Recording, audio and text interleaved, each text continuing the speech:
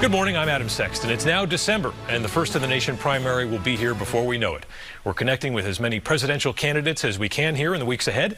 And today we have the Republican governor of North Dakota, Doug Burgum. Governor, thanks for joining us. Adam, fabulous. Great to be with you. So a big part of that case you've been making to voters is to revive the American energy industry. But we look at some of the headlines these days, and it looks like things are going pretty well right now under President Biden. The Energy Information Administration reporting last week, U.S. crude production in September, new monthly record, 13.24 million barrels per day, helped in a large increase due in part to your state, North Dakota. So good for you guys. But does this undercut in any way your argument that Biden is the obstacle to energy production? No, not at all, because it's they're trying to have it two ways. The reason energy production is up is because of entrepreneurs, investors, oil field workers, Americans that are trying to supply energy to us and our allies, but they're doing that against a constant headwind from the Biden administration that's trying to crush U.S. liquid fuels. Liquid fuels is Team USA. They're trying to crush that, and they're on Team China, which is Team EV, because they want to have They want to take all of your taxpayer dollars, subsidize 500,000 charging stations, destabilize our power grid by shutting down thermal baseload, and then subsidize cars that have EV batteries that come from China, who controls 85% of the rare earth minerals. So that is Team China. That is putting us on a path to be dependent on China the way we were dependent on OPEC, as opposed to being dependent on clean U.S. fuels. So as president, what do you change in terms of oil and gas policy that would drive that production even higher? Well, number one is we start selling energy to our friends and allies versus buying it from our adversaries, because whether it was all of Western Europe being dependent on Russia's energy, which led to the war in Ukraine, or the fact at the time when Russia invaded Ukraine, there was 400,000 barrels of oil a day being offloaded into New England of dirty Russian heating oil, because you can't get a pipeline between the clean natural gas in the Marcellus in Pennsylvania and New England, which would be cheaper. It would save New Hampshire people here, whether their electrical bill or heating their home, would save millions and millions of dollars here in New Hampshire to have that. That's critical infrastructure. The Biden administration is not supporting critical U.S. infrastructure. They're shutting it down by fiat, by executive order. They're canceling pipelines for legal products, for legally permitted projects. They're canceling that because of ideology.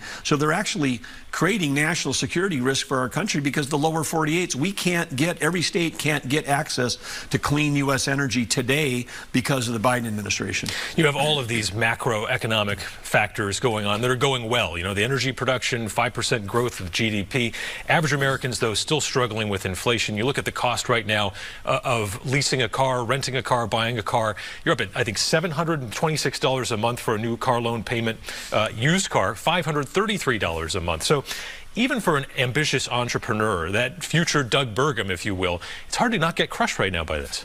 Well, it's absolutely the whole Biden economics thing, which is a joke in my mind, because inflation has come like a thief in the night. If you're part of the half of America that's lucky enough to have a savings account, over 20% of the value of that savings account is disappeared. Like I said, like a thief in the night. It's the most insidious thing, inflation. It just steals value away from, it's like a hidden tax. And then you mentioned that on thing. How about buying a house?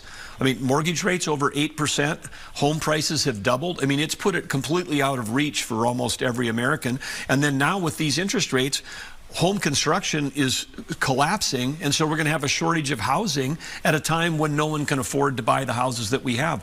And then the average family, the working family in America that doesn't have savings, they're paying over $700 a month more just for put food on the table and gas in the car. You're a conservative, though, so government is not the answer. What can government do when the invisible hand here seems to be slapping these folks in the face? Well, we have to do what we've done in North Dakota, which is if you cut spending and you stop the spending at the government level, that takes pressure off the economy, because when the federal government is like cheering about these infrastructure bills, they're competing with the private sector for the workers, for the cement, the rebar. I mean, all the things that goes into these road and bridge constructions, the $1 trillion, that's inflationary, because it's driving up the price of everything that normally would be done by the private sector.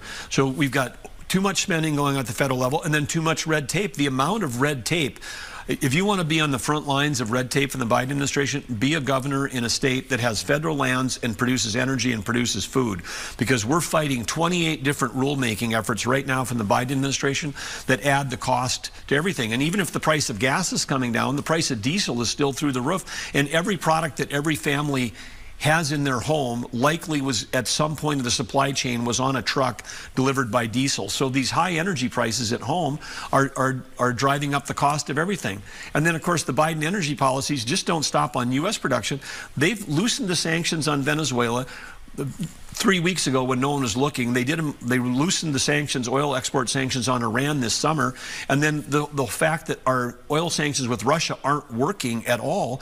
These are 3 countries, autocratic dictatorships that are huge oil exporters. China, the world's largest importer of oil, 10 million barrels of oil a day, is benefiting from this. And the reason, why would the Biden administration take 3 corrupt, authoritarian countries that are run by dictatorships who are funding terrorism?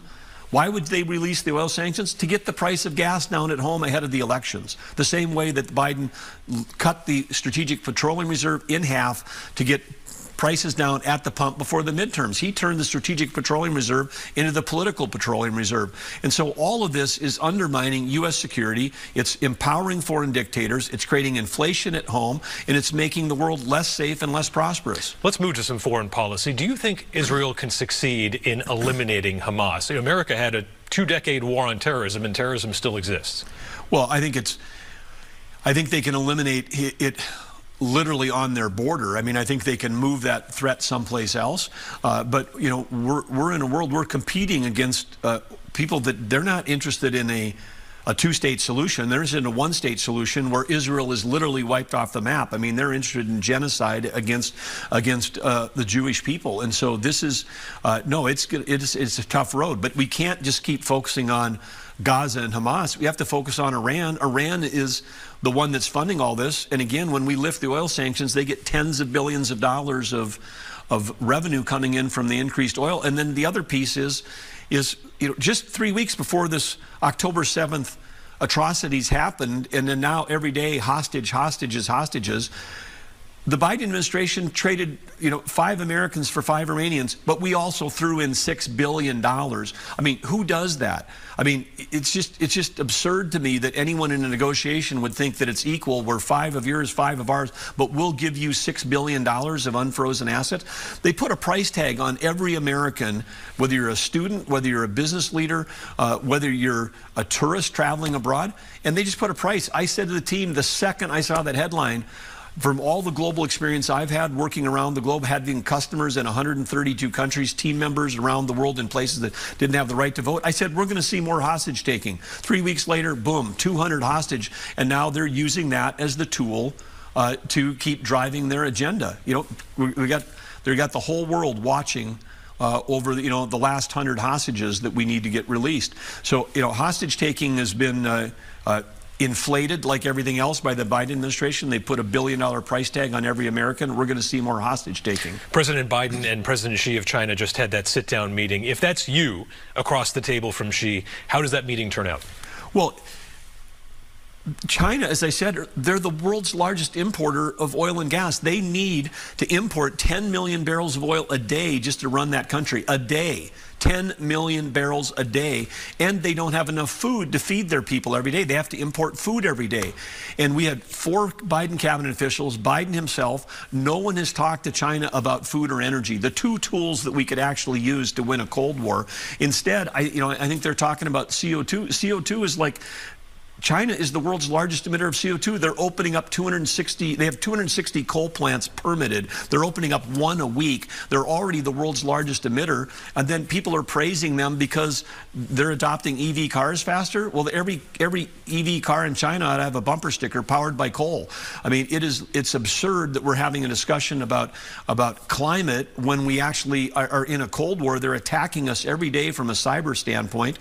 And we need to talk about the things that actually where we'd have leverage. And leverage, we would have leverage around energy and food.